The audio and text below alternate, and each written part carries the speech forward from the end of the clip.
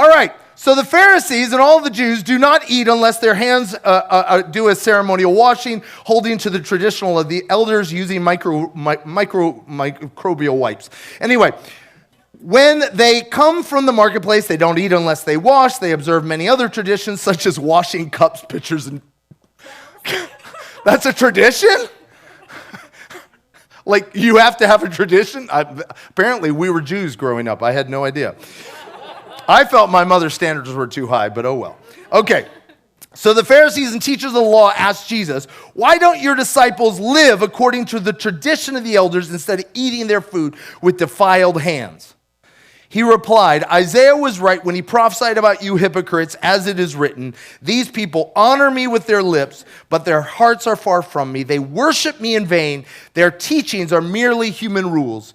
You have let go of the commands of God and are holding on to human traditions. So they have walked up. They're seeing God with skin on, and they're getting offended by hand washing.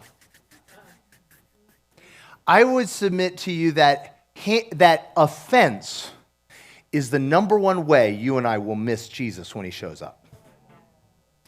And the reality is, both the Pharisee and the Sadducee will miss Jesus because of offense. Offense is a barrier. What is offense? Offense is when things are not the way I like, things don't look the way I expect, and you don't value what I value. Right?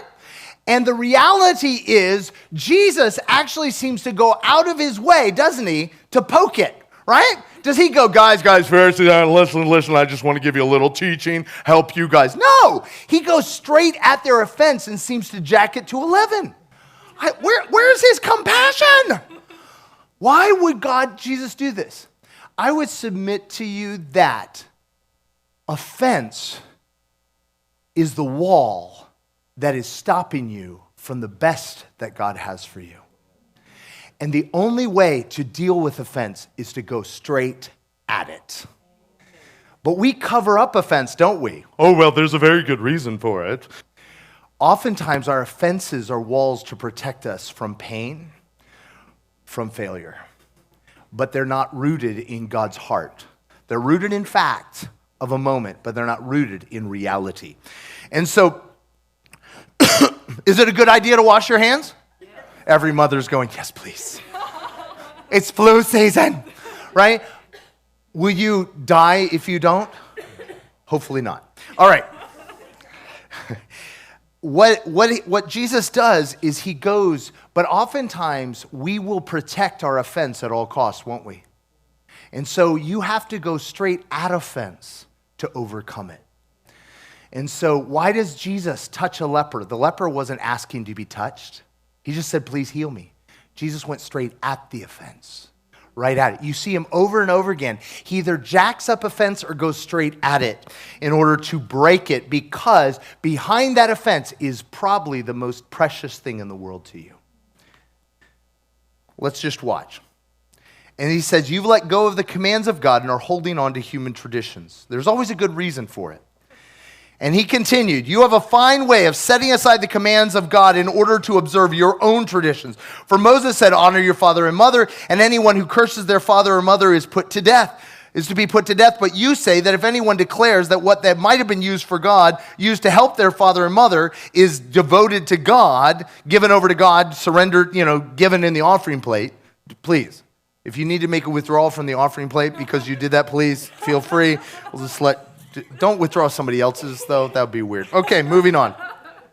Then you no longer let them do anything for their father or mother. Thus you nullify the word of God by your tradition, and that you have handed down, and you do many things like that. Can I just say something really quick? Jesus said, unless you become as a little child, you can't enter the kingdom of heaven. You can usually tell when your offense is coming up because you have an incredibly long argument of why it's a good idea. Did you follow that? You have this you have to justify it. And he's going, guys, listen, I know that I know it doesn't look like God's loving you, but he's really giving you this sickness to make you better. You see how complicated that is? Listen, children don't get it confused. That's not love. Anybody here got mistreated by a pastor or somebody in a church and your parents told you you needed to respect them because they're like the voice of God? Right? Yeah, priests. The reality is because the child is recognizing this is not love. And the parents are like, don't make a fuss. Sorry, I'm getting off track. All right.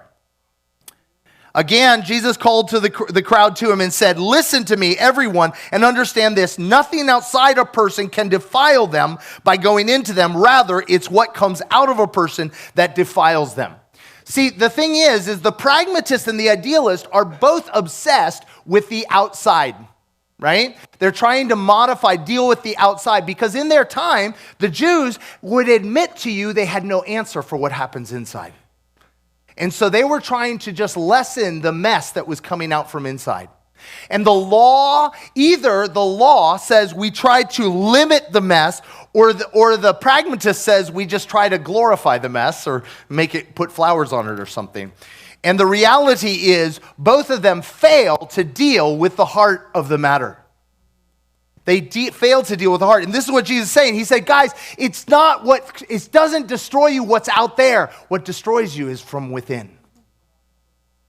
An offense protects us from actually having to deal with our heart. After he had left the crowd and entered the house, his disciples asked him about this parable. Was it a parable? No, it wasn't a parable. Parables are like stories where there's no parable here. They're just not real smart.